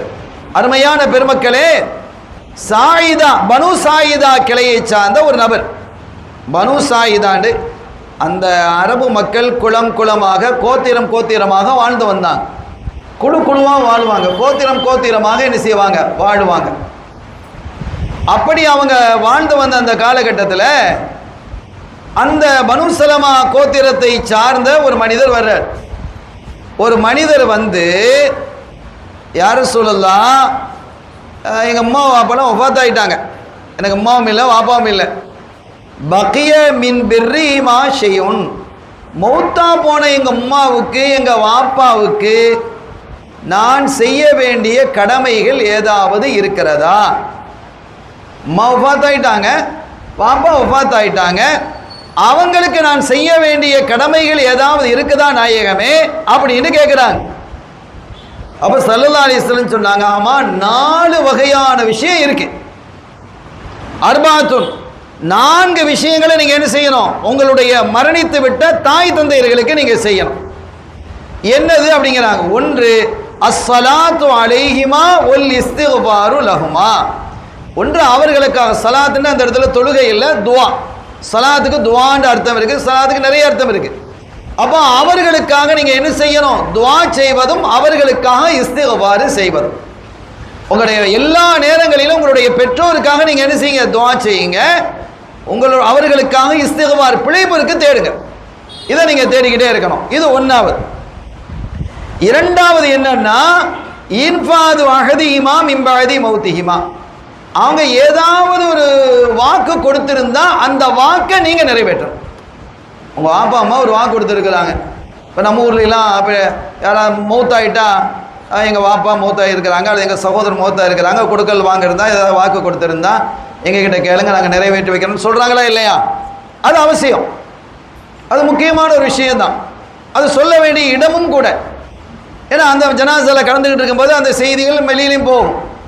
அப்போ இது ஒரு முக்கியமான ஒரு விஷயமாகத்தான் அது பார்க்கப்படுகிறது. ஸல்லல்லாஹு சொல்றாங்க, ஆமா இன்ஃபாது அஹதிஹிமா மின் பஅதி மௌதிஹிமா, அந்த 2 பேருடைய உம்மா வாப்பாவுடைய மௌத்துக்கு பிறகு அவங்க ஏதாவது வாக்குகள் கொடுத்திருந்தா அதை நீங்க என்ன செய்யணும், நிறைவேற்றுங்க. 2வது. 3வது இக்ராமு சதீகிஹிமா, உங்க வாப்பா அம்மாவுடைய தோழர் தோழிகள் இருப்பாங்களா இல்லையா, அவங்களுடைய தோழர் தோழிகள் இருப்பாங்களே, அவங்கள நீங்க என்ன செய்யணும், கண்ணியப்படுத்தணும். வாப்பாவுடைய தோழப்பான்னு சொல்றோம், தோழப்பா தோழிமான் தோழிமான்னு சொல்றோமா, நம்ம ஊர்ல வாப்பாவுடைய ஃப்ரெண்டை தோழப்பாங்கிறோம், உம்மாவுடைய ஃப்ரெண்டை என்ன செய்யணும், தோழிமாங்கிறோம். இப்படி இருக்கல, அவங்களையெல்லாம் நீங்க கண்ணியப்படுத்துறது உங்க மேல கடமைங்கிறாங்க ஸல்லல்லாஹு அலைஹி வஸல்லம். ஒரு கட்டத்தில் ஒரு பொம்பளை, வயசான பொம்பளை வர்றாங்க ஸல்லல்லாஹு அலைஹி வஸல்லம் மதீனா ஷரீஃபில் இருக்கும்போது கண்மணி நாயகம் ஸல்லல்லாஹு அலைஹி வஸல்லம் பார்க்கறதுக்கு வராங்க. அவங்கள ரொம்ப இக்ராம் பண்ணுறாங்க, ரொம்ப கண்ணியப்படுத்துகிறாங்க ஸல்லல்லாஹு அலைஹி வஸல்லம். கண்ணியப்படுத்தி அனுப்பி வைக்கிறாங்க.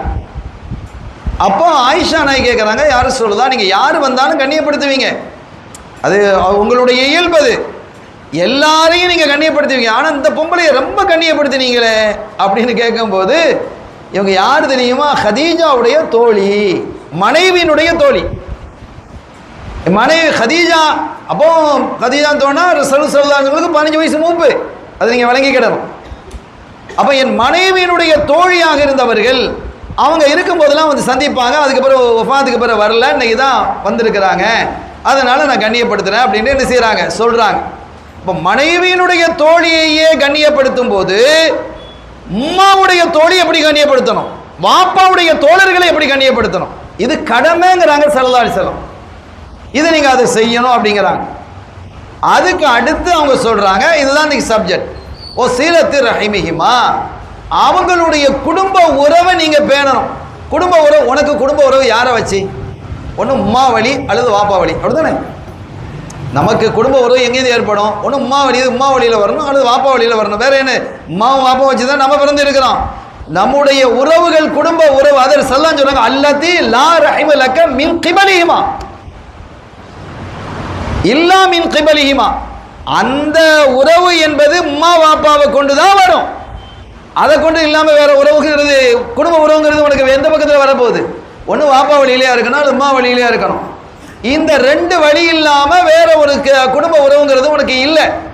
அதனால அவர்களுடைய அந்த குடும்ப உறவை பேணி நீ என்ன செய்ய வேண்டும், நடக்க வேண்டும் என்று கண்மணி நாயகம் ஸல்லல்லாஹு அலைஹி வஸல்லம் அவர்கள் என்ன செய்கிறாங்க, குறிப்பிடுகிறார்கள்.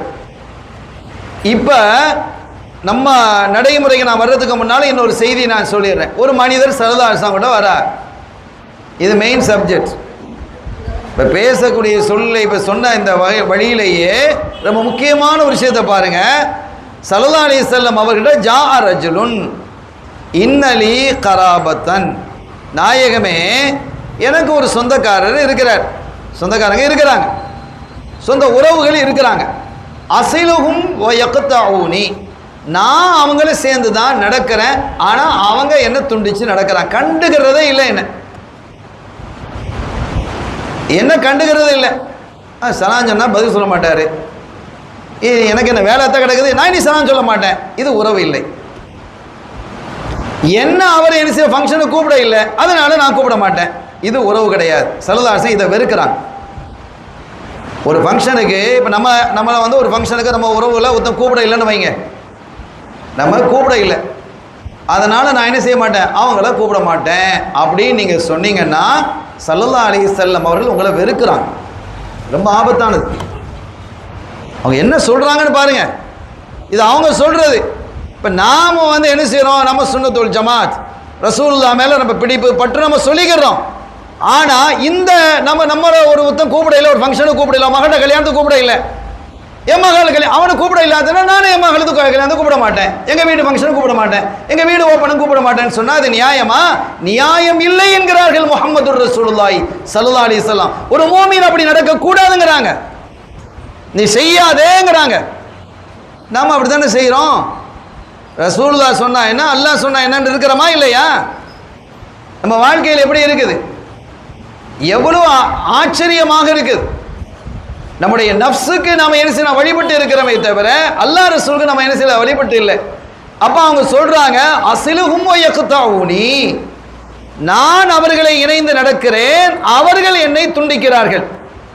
ஓ உஹ்ஸினு இலைஹிம் வ யுஸீஊன இலைய, நான் அவர்களுக்கு சில உபகாரம் செய்யத்தான் செய்கிறேன், ஆனால் அவங்க எனக்கு கேடு செய்கிறாங்க, என்னை பற்றி தப்பாக பேசுகிறாங்க, என்னை பற்றி விமர்சனம் செய்கிறாங்க, நான் எதுவும் செய்கிறதில்ல, அவங்கள பற்றி எந்த குறைகள் நான் சொல்லிகிட்டு இருக்கல, ஆனால் அவங்க என்னை பற்றி சொல்லிகிட்டு இருக்கிறாங்க. இப்படி நடக்குது நாயகமே, நான் என்ன செய்யணும்? நீங்கள் இப்போ எப்படி இருக்கிறீங்க, சேர்ந்து நடக்கிறீங்களா? ஆமாம், சேர்ந்தே நடங்க. அவங்களுக்கு உபகாரம் செய்கிறீங்களா? ஆமாம், அப்படி இருங்க, அதான் உறவு. அப்போ நீங்கள் உறவை பேணுதலாக ஆகிறீங்க, அவங்க உறவை முறிச்சவங்களாக ஆகிறாங்க. சொல்லிட்டு சொன்னாங்க, இன்கான கமா தக்கூலு, நீங்கள் சொல்வது மாதிரி இருக்குமே, ஆனால் நீங்கள் கரெக்டாக நடந்து நீங்கள் சேர்றதுக்கு விரும்பி அவர்கள் புறக்கணித்தால், நீங்கள் நல்லதை செய்து நீங்கள் ஒரு கொடுத்து விடுறீங்க, ஏதோ ஒரு வீட்டில் ஒரு ஃபங்க்ஷன், ஒரு சாப்பாடு கொடுத்து விட்றீங்க, ஒரு நாஷ்டா கொடுத்து விட்றீங்க, அதெல்லாம் தேவையில்லை வேணாம் திருப்பி விட்றாங்களா? இல்லை, இதெல்லாம் பெரும் பாவம். நல்லா ஞாபகம் வச்சுக்கணும். என்ன அகம்பாவம் இது? பாவம் மட்டுமல்ல, அது அகம்பாவம். இன்னொரு செய்தி உங்களுக்கு சொல்லவா? உறவுலாம் ஒழுங்காக தான் இருக்கு, உறவுலாம் ஒழுங்காக இருக்கு, ஒரு பிரச்சனையை குடும்பத்தில் பிரச்சனைலாம் இல்லை என்ன வச்சுக்கோங்க. நம்ம ஊரில் உள்ள நடப்பை சொல்லுகிறேன். நானும் சரி நீங்களும் சரி இந்த மாதிரி செய்திகளை எப்படி நம்ம திருத்திக்கிடணுங்கிறதுக்காக. சில வீடுகளில் நைட்டில் இரவில் கல்யாணம் வச்சுருப்பாங்க, சாப்பாடு ஆக்கியிருப்பாங்க, சாப்பாடு மிஞ்சிட்டு ராத்திரி 11 மணிக்கு வந்து கதவை தட்டுவான்.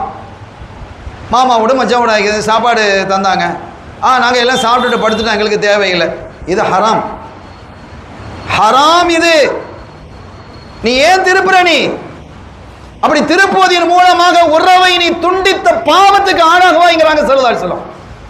அட மிஞ்சிட்டு அவன் என்ன செய்வான்?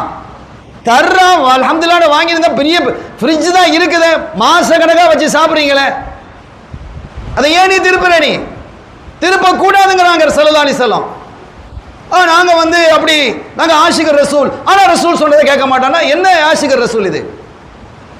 இதான் ஒரு மூமியினுடைய அடையாளமா? இது எவ்வளவு பெரிய பிழை! இது நம் தாய்மார்கள் நிறைய இதை செய்யறாங்க, ஆண்களை விட பெண்கள் அதிகமாக செய்யறாங்க. இதை நான் வருத்தத்தோடு பேசுகிறேன். ஸல்லல்லாஹு அலைஹி வஸல்லம் அவர்களுடைய சமூகத்திலே நாளைக்கு நம்ம போய் நிக்கணுமா இல்லையா? அவர்களினுடைய அனுமதி இல்லாம நம்ம சொர்க்கம் போக முடியுமா? அவர்களுடைய ஷஃபாத் இல்லாம நுழைய முடியுமா? ஒண்ணு முடியாது. அல்லாஹ்வுடைய ரஹ்மத்தும் ரசூலுடைய ஷஃபாத்தும் வேணும். இந்த ரெண்டும் இல்லாம சோனத்துக்குள்ள நுழைய முடியாது. அப்படி என்ன அகம்பாவன்னு கேட்கிறேன். வந்துட்டான், சாப்பாடு மிஞ்சிருச்சு, உறவு ஒன்று கொடுத்து விடுறான், அல்ஹம்துலில்லாஹ் வாங்குங்க, வாங்கினால் உங்களுக்கு தவாபு, சாப்பாடும் கிடைக்குது தவாபும் கிடைக்குது. வாங்கினா சாப்பாடும் இல்லை அதாபும் கிடைக்குது. அதாபை எப்படி தேடி வாங்குறீங்க? எப்படிப்பட்ட நிலை இருக்கிறது என்பதை பாருங்கள். இப்போ ஸல்லல்லாஹு அலைஹி வஸல்லம் சொல்றாங்க, நீங்க என்ன செய்றீங்க? ஹசனுல் பஸரி ரலியல்லாஹு தஆலா அன்ஹு அவர்கள் ஒரு கட்டத்தில் ஹசனுல் பஸரி பெரிய வசதி ஆயிட்டாங்க. அல்லாஹ் நிறைய பரக்கத்தை கொடுத்தான் அவங்களுக்கு. அப்போ அவங்களுடைய குடும்பத்தை சார்ந்த ஒருத்தர், அவங்களுக்குள்ள குடும்பம்னா கொஞ்சம் மனஸ்தாபங்கள் இருக்கும், அது தப்பு இல்லை, ஆனால் அதை நீக்கிக்கிடும். மனஸ்தாபங்கள் ஏற்படுமா? ஏற்படும். உறவுன்னா அந்த மாதிரி பிரச்சனைகள் வரும். அதை நம்ம என்ன செய்யணும்? யார் வந்து பணிஞ்சு போயிடுறாங்களோ அவங்கள அல்லாஹ் ஏற்றிடுறான். கொப்புல இருந்தான்னு வச்சுக்கோங்க, அவன் சொர்க்க வாடையை அனுபவிக்க முடியாது. நான் இறங்கி போக மாட்டேன், நான் பணிய மாட்டேன் அப்படின்னா என்ன அர்த்தம்? நான் சொர்க்கம் போக மாட்டேன் அப்படின்னு அர்த்தம். கண்ணியத்திற்குரியவர்களே, ஹசனுல் பஸரி ரலியல்லாஹு தஆலா அன்ஹு வசதியோடு இருக்கிறாங்க, செல்வத்தோடு இருக்கிறாங்க. அவர்களுடைய உறவு ஒருத்தர் அவர் சொல்றாரு, இந்த பாருங்க ஹசனுல் பஸரி எவ்வளவு பெரிய வசதியோடு இருக்கிறாரு, நான் பசியும் பட்டினியுமா இருக்கிறேன், கடன் அதுமா இருக்கிறேன், கொஞ்சம் கூட கண்டுக்கிட மாட்டேங்கிறாரு, என்ன கண்டுக்கிறதே இல்லை. ஆனா அவருக்கு பெரிய முரீதீன்கள் ஒரு பெரிய கூட்டம் இருக்கு, அவருக்கு பின்னால அவரை பின்பற்றக்கூடியவங்களும் ஒரு பெரிய கூட்டம் இருக்கிறாங்க, பெரிய மகான் மகான் மகான் போத்திக்கிட்டு இருக்கிறாங்க. ஆனா உறவில இருக்கக்கூடிய என்ன செய்யறதுல கவனிக்கிறது இல்லை அப்படின்னு சொல்றார். இதுல உண்மை என்னன்னு கேட்டா, ஏதோ ஒரு காரணத்துல அவருக்கு ஹசது வந்துட்டு, அந்த மனுஷனுக்கு ஹசனுல் பஸரி ரலியல்லாஹு தஆலா மேல ஹசது வந்துட்டு. இந்த ஹசது வந்துடும் இல்லையா? ஒரு கட்டத்தில் வசதி வரும்போது அந்த வசதி இல்லாதவர்கள் அந்த வசதியை பார்த்து ஹசது, அந்த பொறாமை வர்றது இயல்பு, அந்த நப்சு ஷைத்தான் கொண்டு வந்து போட்டுருவான். அந்த மாதிரி இவருக்கு வந்துருச்சு. இவங்க என்ன செய்யறாங்கன்னு கேட்டா, ஒவ்வொரு மாசமும் அவருக்கு என்ன தேவையோ அது அத்தனையும் பணம், பொருள், உணவு, உடை எல்லாத்தையும் கொடுத்து விட்டுருவாங்க. கொடுத்து விடும்போது சொல்லுவாங்க, யார்கிட்டயோ ஒரு ஆட்டை கொடுத்து விடும்போது, நான் தந்தேன்னு சொல்லாது, ஒரு ஆள் உங்க மேல பிரியமான ஒரு ஆள் தந்தாங்கன்னு அப்படின்னு கொடுத்துரு, எந்த காரணத்தை கொண்டும் என் பேரை நீ சொல்லக்கூடாது அப்படின்னு சொல்லி தான் அனுப்புவாங்க. அவர் வாங்கிக்கிடுவார். இப்படி ஒவ்வொரு மாசமும் அவருடைய தேவைகள் நிறைவேறிக்கிட்டு இருக்கு.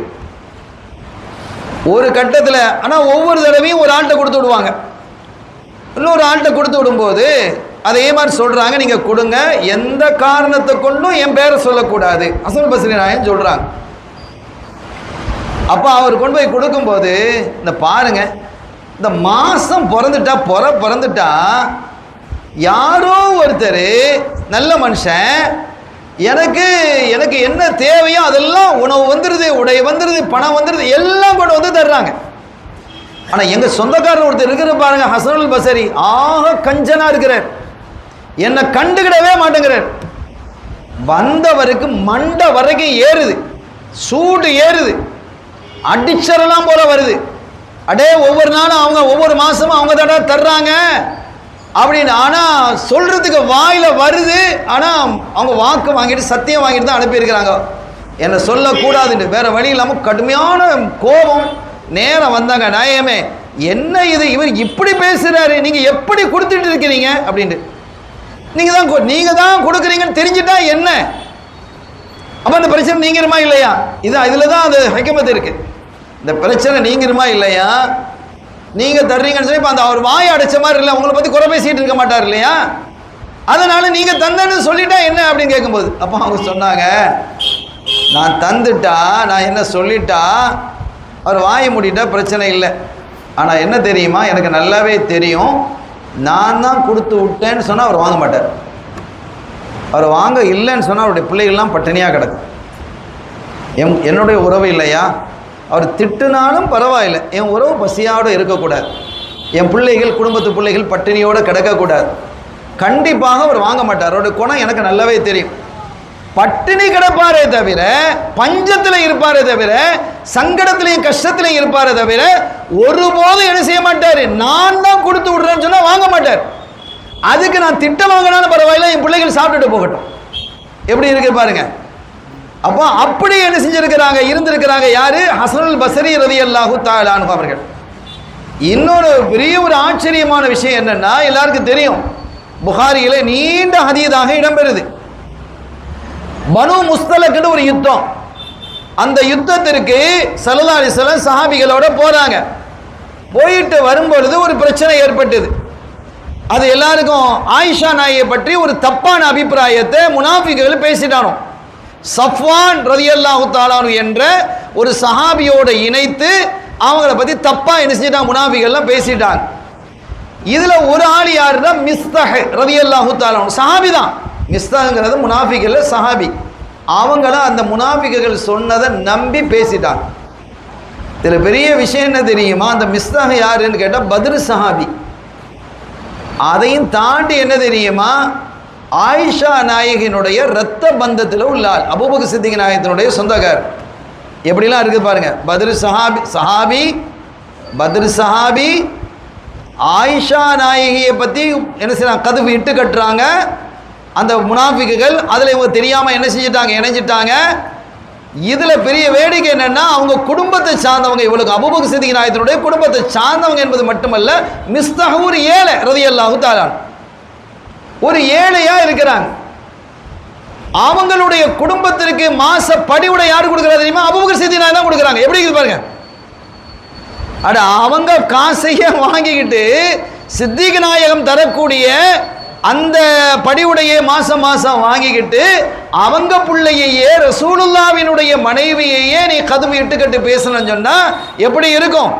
சித்திக் நாயகம் எப்படிங்க, அது நான் உனக்கு தர்றேன், என் பிள்ளைய பத்தி எப்படி நீ பேசிட்டியே அப்படின்னு வருத்தம் இருக்குமா இல்லையா? ஆயிஷா நாயகி யாரு? ஸல்லல்லாஹு அலைஹி வஸல்லம் அவர்களுடைய மனைவி. எப்படி மனைவி ஆனாங்க? அல்லாஹ் தேர்ந்தெடுத்து கொடுக்குறான். இந்த புகாரியில வருது பாருங்க. ஆயிஷா ஸல்லல்லாஹு சொல்றாங்க ரலியல்லாஹு தஆலா அன்ஹா, நான் உன்னை எப்படி கல்யாணம் முடிச்சேன் தெரியுமா? எப்படி நாயகமே? பின்னால சொல்றான். கல்யாணம் முடிஞ்சதுக்கு பிறகு ஒரு நாள் ஜிப்ரீல் வந்தாங்க. ஜிப்ரீல் அலைஹிஸ்ஸலாம் வந்து, யார சொல்லலாம், இதுக்குள்ள உங்க மனைவி இருக்கிறாங்க அப்படின்னு ஒரு துண்டு, ஒரு பட்டு துணியை கொண்டு வந்து தந்தாங்க. அதை திறந்து பார்த்தா உன்னுடைய சூரத், உன்னுடைய உருவம் இருந்தது, உன்னுடைய உருவம் அதுக்குள்ள இருந்தது அப்படிங்கிறாங்க. யார் சொல்றாரு? ஸல்லல்லாஹு அலைஹி வஸல்லம். அப்ப யாரு தேர்ந்தெடுத்து கொடுக்குறா? அல்லாஹ் தேர்ந்தெடுத்து கொடுக்கக்கூடிய அப்படிப்பட்ட ஒரு அற்புத தாயை அவங்க குறை பேசிட்டாங்க. ஆனா அவங்களுக்கு படிவிட கொடுக்கறதே யாரு தான்? சித்திக் நாயகம் தான் படிவிட கொடுக்குறாங்க. சித்திக் நாயகம் தான் என்ன செய்யறாங்க, படிவிட கொடுக்குறாங்க. இப்ப என்ன செஞ்சுட்டாங்க, நான் அல்லாஹ்வின் மீது ஆணையாக மிஸ்தஹுக்கு இனிமேல் நான் செலவழிக்க மாட்டேன். வலா யஅ்தலி உலுல் ஃபض்லி மின்கும், அந்த ஆயத்துல அல்லாஹ் விரும்ப சொல்றான், செலவழிக்க மாட்டேன் அப்படின்ட்டாங்க. அல்லாஹ் ஒரு வசனத்தை இறக்குறான், உங்களில் வசதி வாய்ப்புகள் உள்ளவங்க நீங்கள் சத்தியம் பண்ண வேணாம், கொடுக்க மாட்டேன்லாம் சத்தியம் பண்ணாதீங்க. அல்லாஹ் உங்களை மன்னிக்கிறத நீங்கள் விரும்புகிறீங்களா இல்லையா? நம்ம எல்லாரும் அல்லாஹ் நம்மளை மன்னிக்கணும்னு விரும்ப தானே செய்கிறோம். யாராவது விரும்ப இல்லைன்னு சொல்லுவாங்களா? எவ்வளோ கேடு கட்டவனா இருந்தாலும் அல்லாஹ் மன்னிக்கணும் தானே விரும்புவான். அப்போ அல்லாஹ் மன்னிக்கிறத அதுஹிப்பூன அய்யஃபிரலக்கும், அல்லாஹ் உங்களை மன்னிக்கிறத நீங்கள் விரும்புவீங்களா இல்லையா? அப்போ அதே போல் நீங்கள் ஏன் அவங்கள மன்னிக்கக்கூடாது? நான் உங்களை மன்னிக்கிறத நீங்கள் விரும்புகிறதா இருந்தால் நீங்கள் அவங்கள மன்னிக்கலாமா இல்லையா? அப்படின்ன உடனே பலா உடனே கையை வைத்துட்டாங்க சித்திக்னா. ஆமாம், அல்லாஹ் என்னை மன்னிக்கிறத நான் விரும்புகிறேன் என்று சொல்லி உடனே என்ன செஞ்சிட்டாங்க, தன்னுடைய சத்தியத்தை வாபஸ் வாங்கிட்டு மிஸ்தாஹுக்கு வழமையாக என்ன கொடுத்துட்டு இருந்தாங்களோ அதை செய்ய ஆரம்பித்தாங்க. இதுதான் உறவு. அப்போ இதெல்லாம் பேசுறதுக்கா, கேட்கறதுக்கு அழகா இருக்குன்னு சொல்லிட்டு போறதுக்கா, வாழ்க்கையில் கொண்டு வர்றதுக்கா? மனசு விட மாட்டேங்குது, நப்சு விட மாட்டேங்குது, முடியாது. மாட்டேன், நான் அங்கே போக மாட்டேன், அவங்க ஃபங்க்ஷனில் கலந்துக்கிட மாட்டேன், அவங்கள கூப்பிட மாட்டேன், அப்படிதான் நிற்கிறோம். இது எப்போ இதனுடைய கை சேதம் தெரியும்னா ஆகிரத்தில் அப்படி செஞ்சிருக்கலாமே அப்படின்ட்டு. அப்போ அந்த நிலையிலையும் கூட உன்னுடைய உறவு உன்னை வெறுத்தாலும், நீ உபகாரம் செய்தாலும் அதை அவர்கள் ஏற்க மறுத்தாலும், உன்னை நீ நல்லது பேசினாலும், உன்னை பற்றி அவங்க விமர்சனம் செஞ்சாலும் பரவாயில்ல, நீ சொல்வது இன்கான கமா தக்கூலு, நீங்கள் இப்படி உங்களை உறவோ நீங்கள் சரியாக நடந்தால் அவங்க மறுக்கிறாங்க, நீங்கள் நல்லா நடந்தால் அவங்க மறுக்கிறாங்க, அப்படி பேசுகிறாங்க இப்படி பேசுகிறாங்க, நீங்கள் அதையெல்லாம் பொருட்படுத்தாமல் இருக்கிறீங்கன்னா ஃபலா யஸாலு மஅக மினல்லாஹி அஸ்ஸ வஜல்ல ஸஹீருன் அலைஹிம், நீங்கள் பயப்படவே தேவையில்லை. அல்லாஹ் தஆலா உங்களுக்கென்று ஒரு உதவியாளரை நியமிப்பான், ஒரு மலக்கை நியமிச்சிருவான். உங்களோட ஒரு மலக்கு இருப்பாங்க, உங்களுக்கு உதவி செய்யறதுக்கு ஒரு மலக்கை அல்லாஹ் ஏற்பாடு பண்ணுவாங்கிறான். நீங்க பயப்பட வேண்டிய தேவையில்லை. எந்த காலத்திலையும் நீங்க நஷ்டமடைய மாட்டீங்க, எந்த காலத்திலையும் நீங்க சீரழிவுக்கு போக மாட்டீங்க, சிறப்பான முறையில் இருப்பீங்க என்று சொல்லதான் சொல்லிடுறாங்க. இன்னும் ஒன்று பாருங்க, அது ரொம்ப ஆச்சரியமான ஒரு விஷயம். ரசூல் சொல்றாங்க ஸல்லல்லாஹு அலைஹி வஸல்லம், இன்ன அஃதல ஸதகதி அலா திர்ரஹிமில் காத்திஇல் முதுமிரி அல் அதாவத ஃபி பாத்தினிஹி. யார் சொல்றா? நம் இதய வேந்தர் காத்தமுர் ரசூல் முஹம்மதுர் ரசூலுல்லாஹி ஸல்லல்லாஹு அலைஹி வஸல்லம் அவங்க குறிப்பிடுறாங்க. என்ன சொல்றாங்க? சதக்காவிலே, தர்மத்திலே சிறந்தது எது தெரியுமா? உன்னுடைய குடும்பத்திற்கு கொடுக்கிறது தான். ஒரு ஏழைக்கு நீ கொடுத்தா அது சதக்கா மட்டும், உன் குடும்பத்தில் உள்ள ஏழைக்கு கொடுத்தா அது சதக்காவாகும் ஆகும். குடும்ப உறவை பேணி சதக்கா சிலா, ரெண்டும் கிடைக்கும், ரெண்டு நன்மையும் கிடைக்கும்னு சொல்லிட்டு, அந்த சதக்காக்களில் எல்லாம் சிறந்த சதக்கா எது தெரியுமா? உன்னுடைய குடும்பத்திற்கு கொடுக்கிறான், ஒரு குடும்ப உறவுக்கு நீ கொடுக்கிறான். எப்படிப்பட்ட உறவு தெரியுமா? அவர் அலா திர்ரஹிமில் காத்திஇ, உன்னை முறித்து நடக்கக்கூடியவர், குடும்ப உறவை முறித்து நடக்கக்கூடியவர் என்பது மாத்திரமல்ல, அல் முதுமிரி அல் அதாவத ஃபி பாத்தினிஹி, அவர் மனசுக்குள்ள உன் மேல வெறுப்பை விதைத்திருக்கிறார், மறைச்சு வச்சிருக்கிறார். உங்ககிட்ட போய் அப்படின்னு கிட்டுவாரு, ஆனா போனா இவெல்லாம் ஒரு மனுஷனா, சொந்தக்காரனா அப்படின்னு உன் மேல வெறுப்பை கக்கக்கூடியவர், மறைத்து வைத்திருக்கக்கூடியவர். வெறுப்பை யார் மறைத்து வைத்திருக்கிறாரோ அது உனக்கு தெரியும். ஆனா உனக்கு தெரியுது இவர் நம்ம மேல ஒரு அப்படிதான் இருக்கிறாரு அப்படின்னு தெரியுதா இல்லையா? அவருக்கு நீ உதவுறதா சதக்காக்கெல்லாம் சிறந்ததுங்கிறாங்க. எங்க போறது இதெல்லாம்? என்ன அவன் திட்டுவான், என்னை பத்தி பேசுவான், என்னை பத்தி விமர்சனம் செய்வான், அவனுக்கு நான் நல்லது செய்யணுமோ? இது அகம்பாவம், இது நப்சு, இது ஷைத்தானுடைய பேச்சு. கண்ணியத்திற்குரிய பெருமக்களே, என்னுடைய உரைவினுடைய நிறைவுக்கு நான் வருகிறேன். எனவே இதெல்லாம் ரொம்ப அற்புதமான, இதெல்லாம் அறம் பேணுதல். இனி அடுத்து நாம் சொல்வதாக இருந்தால் அனாதைகளை பராமரிக்கிறது. அனாதைகளை பராமரிக்கிறதுங்கிறது நம்முடைய வாழ்க்கையில ரொம்ப குறைவது. அனாதை என்றால் யாருங்கிறதெல்லாம் ஸல்லல்லாஹு சொல்றாங்க. சருகை வாத்துல் யதாமா அம்பாலம். இப்போ ஒரு கட்டத்தில் அல்லாஹ் சொன்னா, அவர்களோட பொருளோட உங்களுடைய பொருளை நீங்கள் என்ன செய்யாதீங்க, சேர்க்காதீங்க, சேர்த்து சாப்பிடாதீங்க, அவங்களோட பொருளை தின்றாதீங்க அப்படின்னு அல்லாஹ் சொல்கிறான். யார்? அனாதைகளுடைய பொருள்களோட. இந்த சஹாபிகளுக்கு பயம் வந்துருச்சு, சஹாபிகளுக்கு கடுமையான பயம் வந்துருச்சு. அவங்க கேட்டாங்க ஒரு கட்டு, யார சொல்லலாம், நீங்கள் சொல்கிறீங்க இந்த மாதிரி அவங்களுடைய சாப்பாட்டை நீங்கள் சாப்பிட்றாதீங்க நீங்கள் சொல்கிறீங்க. சரி நாயகமே, அவங்களுடைய பொருள்களையெல்லாம் நாங்கள் தனியாக தான் வச்சுருக்கிறோம். இந்த அனாதைகளை பராமரிக்கிறதுன்னு சொன்ன உடனே சஹாபிகள்லாம் ஒவ்வொரு வீட்லையும் என்ன செஞ்சாங்க, அனாதைகளை எடுத்து வளர்க்க ஆரம்பிச்சிட்டாங்க. அந்த மாதிரி வாய்ப்பெல்லாம் நம்மகிட்ட இருக்கா? ஏதோ 1-2 வீடுகளில் இருக்குது, ரொம்ப ரொம்ப ரேராக இருக்கும். அதெல்லாம் பெரிய இபாதத். ஆனால் காஃபீலுல் யதீமி, நானும் அனாதையை பராமரிக்கக்கூடியவரும் ஃபில் ஜன்னதி, சொர்க்கலோகத்தில் இப்படி இருப்போம் அப்படிங்கிறாங்க. எனக்கு கீழே இருப்பார், என்ற காலடியில் இருப்பாருங்கிறாங்க. அதை விட பெரிய பாக்கியம் என்ன இருக்கு? அந்த வார்த்தையை கேட்டதும் தான் நம்ம வீட்டில் எப்படியாவது ஒரு அனாதை எடுத்து வளர்க்கணும்னு சஹாபிகள் எல்லாரும் விரும்ப ஆரம்பிச்சிட்டாங்க. இப்போ சஹாபிகளை வீடுகள்லாம் அனாதை பிள்ளைகள் வளர்றாங்க. அப்படி வளரும் போது தான் அல்லாஹ் ஒரு விஷயத்தை சொல்றான், அவங்களுடைய சாப்பாட்டை நீங்கள் சாப்பிட்றாதீங்க. அவங்களுடைய அப்பா அம்மா இருந்திருப்பாங்க, மௌத்தா இருப்பாங்க, அவங்களுக்கு உண்டான ஹக்குகள் இருந்திருக்கும், அதை இவங்க பராமரிச்சுக்கிட்டு என்ன செய்வாங்க, அவங்களுடைய சாப்பாடு யாரும் சொல்லலாம். நீங்கள் அவங்களுடைய பொருள்களோடு உங்களுடைய பொருள்களை கலக்கக்கூடாதுன்னு வந்தோடனே தனித்தனியாக தான் நாங்கள் வச்சுருக்கிறோம். அந்த பிள்ளைக்கு உண்டான ஹக்குகளையெல்லாம் நாங்கள் தனியாக வச்சுருக்கிறோம் நாயகமே. ஆனால் அதே சமயத்தில் இப்போ காலையில் ஒரு உணவு இருக்குதுன்னு வைங்க, காலையில் அந்த பிள்ளைகளுக்கு உணவு சமைச்சு கொடுத்தாச்சு. அந்த உணவு மிஞ்சிருச்சு, அந்த பிள்ளை அன்றைக்கி ஜாஸ்தியாக சாப்பிட இல்லை, எனக்கு இன்றைக்கி அவ்வளோ பசிக்கலை. சில சமயத்தில் நம்ம வீட்லேயும் நம்ம சாப்பிடுவோமா இல்லையா? சில சமயம் நல்லா சாப்பிடுவோம். நம்ம மனைவி என்ன செய்வோம், இந்த சாப்பாடு நல்லா சாப்பிட்றாங்களே, இது அவங்களுக்கு பிடிக்குதுன்னு சொல்லி அடுத்த வாரம் அதே செஞ்சு வைக்கிறாங்க. அன்றைக்கி நமக்கு சாப்பாடு இறங்க இல்லை. போன வாரம் என்னமோ தெரியல சாப்பிட்டேன், ருசியாக இருந்தது, அதே ருசி தான், அன்றைக்கி இறங்க இல்லை, எனக்கு என்னமோ பசி இல்லை அவ்வளோ அப்படின்னு சொல்லிட்டு போயிடுவோம். அப்போ அதே மாதிரி அவங்க அனாதைகள் இருந்தாலும் அவங்களுக்கு அதே வயிறு தானே இருக்குது. அப்போ அன்றைக்கி சாப்பிட இல்லைன்னு வைங்க நாயகமே, அதை நாங்கள் என்ன செய்கிறோம், இரவில் அந்த உணவை கொடுத்துட்றோம் அவங்களுக்கு. இரவுலையும் மிஞ்சிருச்சு அப்படின்னு சொன்னால் காலையில் கொடுக்க முடியாது, கெட்டு போயிடும். அப்படித்தானே? ஃப்ரிட்ஜ் அந்த காலத்தில் இல்லையே, நம்மகிட்ட தான் ஃப்ரிட்ஜ் இருந்தால். இப்போ தான் எங்கள் குடும்பத்தில் ஒரு பெரிய மனுஷன் இருந்தாங்க, அதுக்கு பேர் என்ன தெரியுமா, பிச்சைக்கார பொட்டி. மீதி இருக்கிறதெல்லாம் பிச்சைக்காரர்களுக்கு நம்ம கொடுப்போம். இப்போ மிச்சம் இருக்கிறதெல்லாம் அது வாங்கிக்கிறதுனால அதுக்கு பிச்சைக்கார பொட்டின்னாங்க. சரி, எப்படியோ நம்ம இப்போ ஃப்ரிட்ஜ்லையாவது வைக்கிறோன்னு வைங்க. இப்போ அனாதைகளினுடைய இந்த உணவை காலையில் வச்சா கெட்டு போயிடும். இப்போ அதை நாங்கள் என்ன கெட்டு போயிடுமே நாங்கள் சாப்பிட்றோம். இது பாவமா நாயகமே? பயப்படுறாங்க பாருங்க, எப்படிப்பட்ட பயம் அச்சம் அவர்களுக்கு இருந்தது. நாயகமே அவங்க சாப்பாடு தான், ஆனால் அவங்க மிச்சம் வச்சுட்டாங்க. நாங்கள் அப்படி வச்சிருந்தா அது கெட்டு போயிடும், கீழே தான் போட வேண்டியது இருக்கும். என்ன செய்யறது, எங்களுக்கு பயமா இருக்குது. பயத்தோடு அச்சத்தோடு வந்து கேட்குறாங்க. அல்லாஹ் வசனத்தை இறக்குறான், அது ஒன்றும் பிரச்சனை இல்லை, அது நீங்கள் என்ன செய்யலாம், சேர்ந்து சாப்பிடுங்க, அதில் பிரச்சனை அவங்க சாப்பிடும் போதே நீங்கள் மிச்சம் இருந்தால் தான் சாப்பிடணுங்கிறது இல்லை. அவங்களுக்காக சாப்பாடு செஞ்சு வச்சுருக்கீங்க, அதை நீங்கள் 2 காலம் கவலம் சாப்பிட்றீங்க, அது பிரச்சனை இல்லைங்கிறாங்க. அல்லாஹ் சொல்கிறான், அது ஒரு பிரச்சனை இல்லை. ஆனால் நீங்கள் என்ன செய்யுங்க, அந்த யத்தீம்களுக்கு நிறைய கொடுங்கிறான் அல்லாஹ். யத்தீம்கள்ங்கிறத பார்த்து இப்போ சூரத்து கஹஃப் வெள்ளிக்கிழமை நம்ம ஓதுறோம். சூரத்து கஹஃப்ல மூசா அலைஹிஸ்ஸலாம் அவர்களும் ஹிதர் அலைஹிஸ்ஸலாம் போகும்போதும் ஒரு ஊரில் பாபம் ஐயோ வைய போகுமா, அந்த ஊருக்காரங்கெல்லாம் இவங்களை மறுத்துட்டாங்க, உணவு கொடுக்கையில், ஒரு சின்ன தண்ணி கூட கொடுக்கையில். அப்போ மூசா நபிக்கு கோவம் வந்தது, அது வேகமான ஆள் தானே. அந்த ஊரில் ஒரு சுவர் கீழே விட பார்த்தது, அதை போய் என்ன செஞ்சாங்க, ஹிதர் அலைஹிஸ்ஸலாம் கட்டுனாங்க.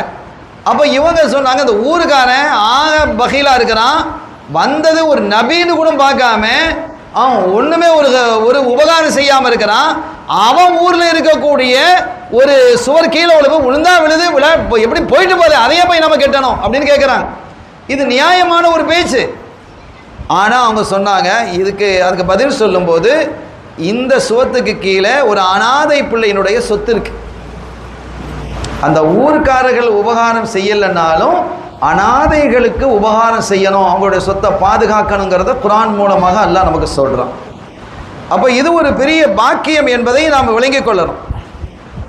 அருமையான பெருமக்களே, ஸல்லல்லாஹு அலைஹி வஸல்லம் அவர்கள் சொல்லும் பொழுது ஆக பெரும்பாவங்கள் 7 அஸ்ஸபுல் மூபிகாத், 7 பெரும்பாவங்கள் இருக்கு சொல்றாங்க. அதுல ஒன்று அக்லு மாலில் யதீமி, யதீம்களினுடைய சொத்தை பொருளை சாப்பிடுவது அப்படிங்கிறது குறிப்பிடுறாங்க. எனவே இதை நாம் கவனமாக இருக்கணும். இதில் நிறைய விரிவாக இருக்கிறது, நேரம் முடிந்ததுனால நான் அதை நிறுத்துகிறேன்.